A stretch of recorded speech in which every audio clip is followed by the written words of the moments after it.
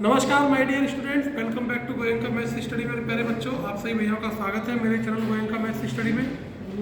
आज हमारा जो 3D का लेसन 5 चल रहा है, इसमें ये बिल्कुल फिनिशिंग हो जाएगी पूरी 3D की, जिसमें आपके दो कॉन्सेप्ट हम कराने वाले हैं।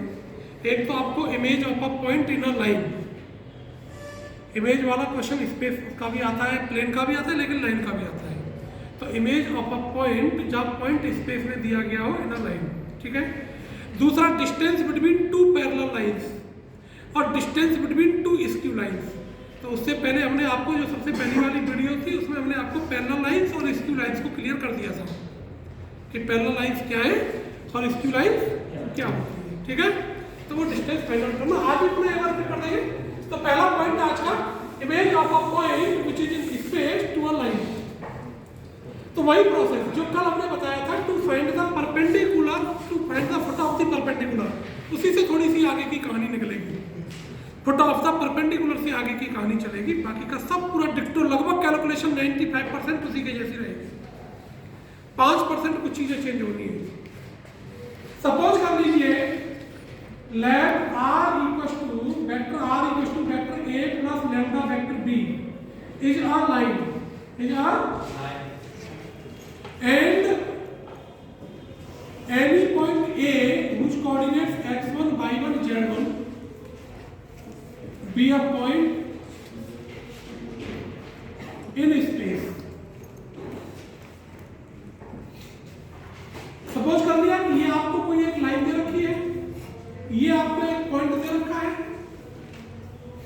आपको इस पॉइंट की इमेज बतानी है, इस पॉइंट की इमेज बतानी है।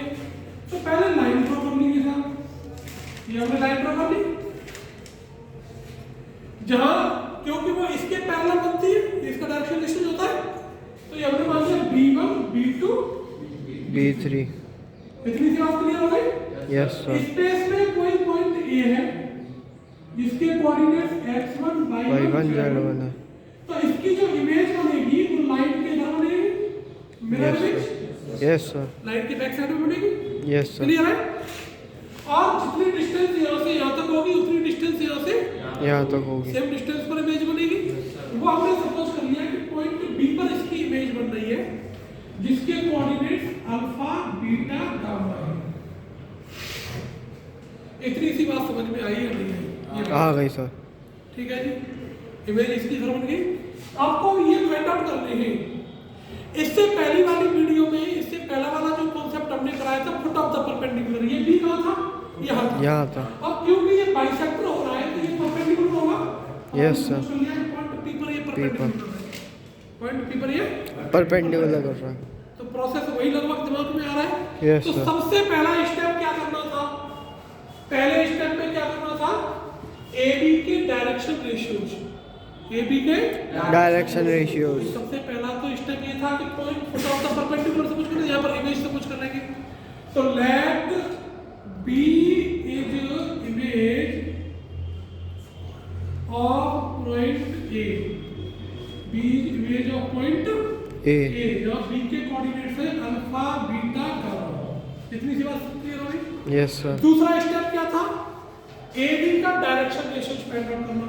नजरें बोर्ड पर रहेंगी, कान मेरी आवाज पर रहेंगे, तो चीजें समझ में आ जाएंगी।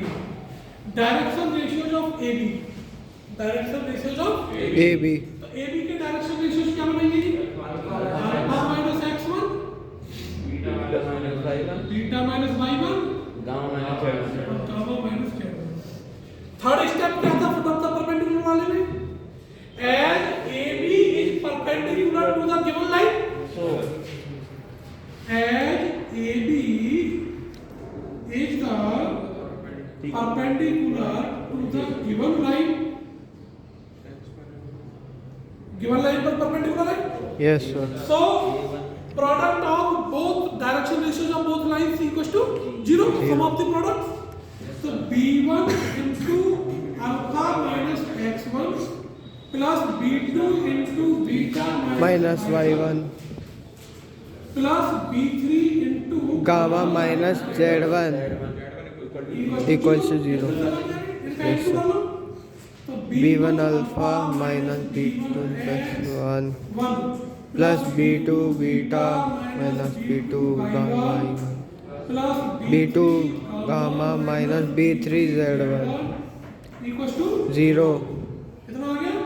तो B1 alpha plus B2 beta plus B3 gamma equal to B1 X1 plus B2 Y1 plus B3 Y3 Z1 equation होगा 2 ये लाइन का इक्वेशन आपका फर्स्ट हो गया लाइन वाला ये। ठीक है जी? यस सर इतनी सी कहानी समझ में आ गई?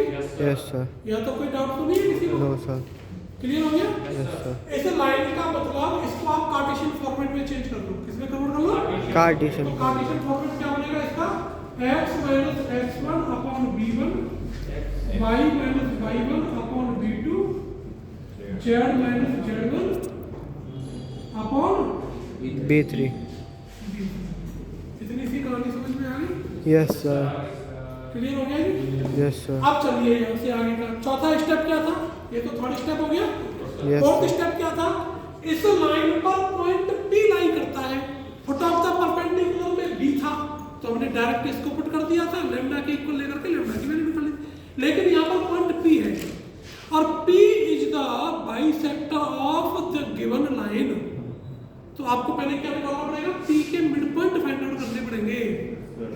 P क्या है? मिड पॉइंट है ना? Yes sir P midpoint ही तो है। Yes, किसका? AB का। AB का P मिड पॉइंट है AB का तो यहाँ पर लिखेंगे as P is the midpoint of AB। बस एक लाइन स्टेप बढ़ गया मिड पॉइंट वाला। फुट ऑफ द परपेंडिकुलर में सीधे सीधे पुट कर देते थे यहाँ पर। यस सर यहाँ पर पहले मिड पॉइंट निकलेगा वो पुट होगा, काम वही होगा पूरा, केवल एक स्टेप बढ़ गया। तो P के कोऑर्डिनेट्स क्या आ गए? सो कोऑर्डिनेट्स ऑफ P क्या बन गए? x1 plus x2 upon 2 yes sir alpha plus x1 upon 2 comma beta का plus Y1 upon 2 comma gamma plus z1 Y1 upon upon 2 इतनी सी बात आ गई। यस सर अब पॉइंट P इस लाइन पर लाई कर रहा है। पॉइंट P इस लाइन पर लाई कर इसी रहा लाइन पर तो लाई कर रहा है। यस सर ठीक है? तो यहाँ पर आपने गड़बड़ कर दिया जो लाइन x हो गया आएगा क्या आएगा? A1 A1 A2 A2 और यहाँ पर क्या आएगा? A3 क्योंकि यही से बराबर के माइनस होता है। Yes, तो sir, इसमें yes, sir. A1 I plus A2 J plus A3 की तो आता है और ये B1 B2 B3 यही तो बनेगा। यस सर चलिए तो as P lies on given line given line तो इस लाइन पर लाई कर रहा है तो इसको सेटिस्फाई करेगा। तो x के प्लेस पर अल्फा प्लस x1 अपॉन 2 तो alpha plus x1 upon 2 minus a1 upon b1 is equal to क्या बनेगा? Beta plus y1 upon 2 minus a2 upon b2 is equal to gamma plus z1 upon 2 minus a3 upon b3 is equal to lambda यहाँ से alpha beta gamma की value in term of alpha lambda और lambda की इसी value को यहाँ पर put करना है आपको। कहाँ गया इक्वेशन हमारा? ये रहा सेकंड नंबर 2। इसमें डाल देंगे तो किसकी वैल्यू आ जाएगी? लैम्डा की वैल्यू और लैम्डा की वैल्यू को यहीं पर रिप्लेस कर देना है।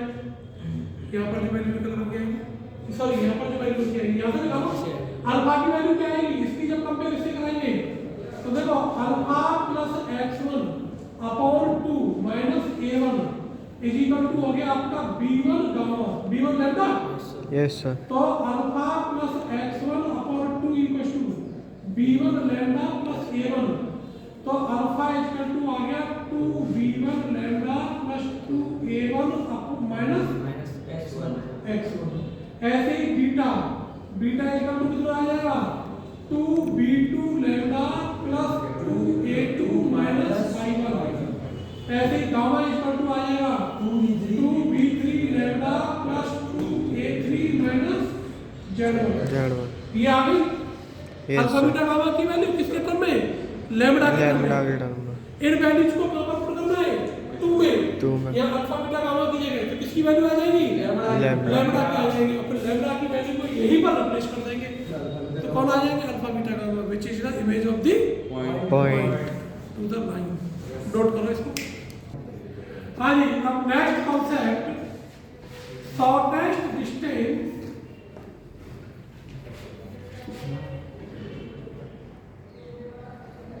between two parallel lines।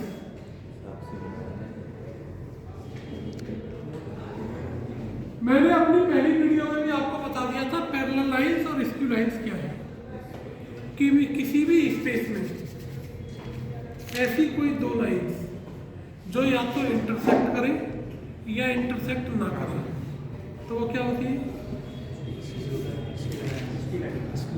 Intersect करेगी तो स्क्यू लाइंस कैसे हो जाएगी?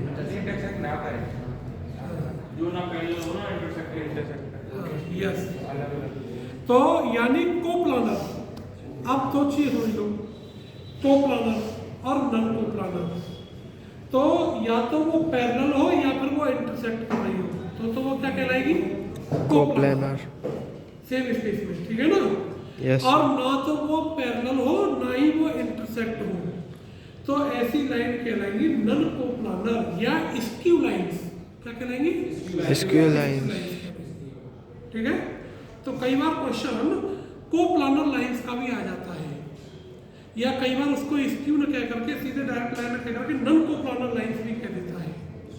तो नॉन कोप्लानर का अलग फॉर्मेट है और कोप्लानर का फॉर्मेट अलग है। ठीक है। तो कोप्लानर मींस या तो दोनों लाइंस आपस में पैरेलल हो या फिर इंटरसेक्टिंग हो तो फिर वो लाइंस कोप्लानर करेंगी। और जो ना तो पैरेलल है ना इंटरसेक्टिंग है तो वो नॉन कोप्लानर या स्क्यू लाइंस कहलाएंगी। क्लियर हो गया? कल शायद कोई भैया पूछ रहे थे स्क्यू लाइंस मुझे ध्यान में, मैं भूल गया मैं बताना। चलिए, तो shortest distance between parallel lines. अब पैरेलल लाइंस का मैंने दूसरी वाली वीडियो में जिक्र किया था कि जो दो लाइंस पैरेलल हैं उनके डायरेक्शन रेशियोज आर सेम होंगे।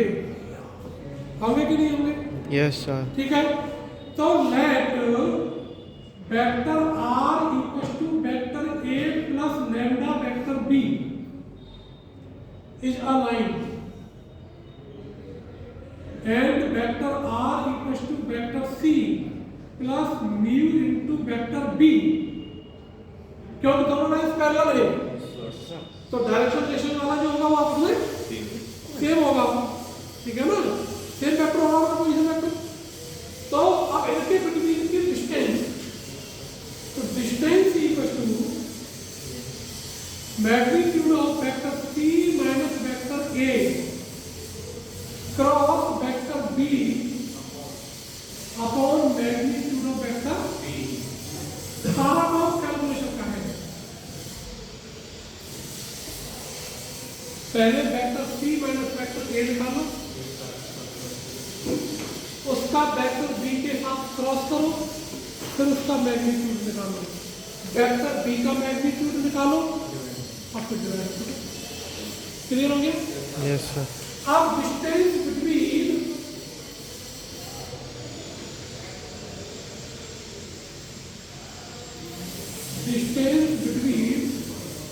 एनी टू लाइंस यानी मतलब वो कलर होगी इसकी लाइन हो सकती है। ठीक है जी। तो let first line is vector r equal to vector a plus lambda vector b and another line vector r equal to vector c plus mu vector d। ये सेम नहीं होगा तो फिर इनके बिटवीन की डिस्टेंस,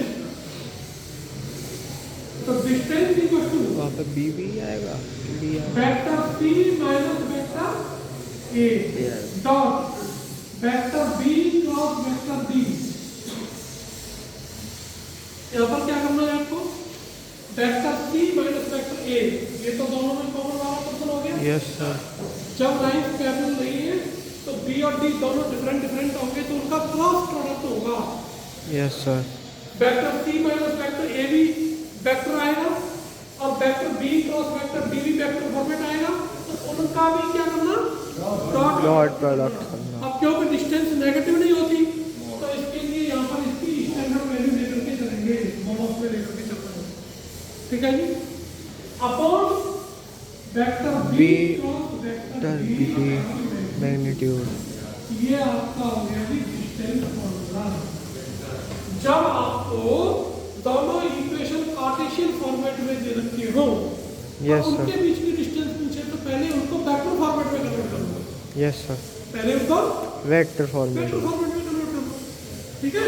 यस सर, तो vector format में convert करो, आपके पास ए बी सी आ जाएंगे, इस फॉर्मूले में लगा दीजिए। सभी भैया को नमस्कार, जय हिंद, जय भारत। अभी तक जिन्होंने हमारे चैनल को सब्सक्राइब नहीं किया है, सब्सक्राइब कर लिए। आज 3D कंप्लीट हो गया। अपनी अगली वीडियो में हम आपके सामने LPP को लेकर के आएंगे, यानी लीनियर प्रोग्रामिंग को। ठीक है जी। तब तक के लिए आप लोग स्वस्थ रहिए, मस्त रहिए। जय हिंद, जय भारत।